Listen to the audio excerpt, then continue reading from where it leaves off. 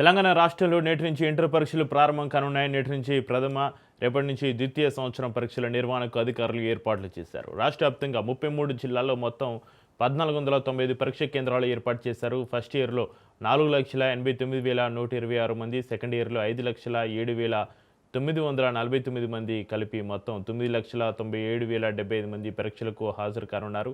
పరీక్ష కేంద్రానికి 5 నిమిషాలు ఆలస్యంగా వచ్చినా అనుమతిస్తారు. విద్యార్థుల రవాణాకు ఎలాంటి ఇబ్బందులు లేకుండా ఆర్టీసీ ప్రత్యేక బస్సులు నడుపుతోంది. పరీక్ష కేంద్రాల్లో సీసీ కెమెరాలు, గోడ గడియారాలు ఏర్పాటు చేశారు.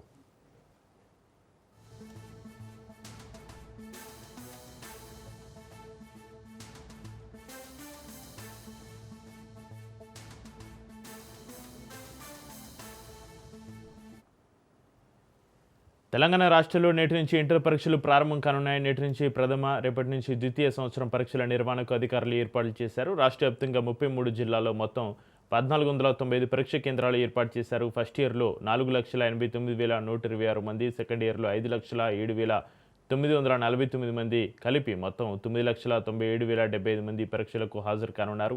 పరీక్ష కేంద్రానికి 5 నిమిషాలు ఆలస్యంగా వచ్చినా అనుమతిస్తారు.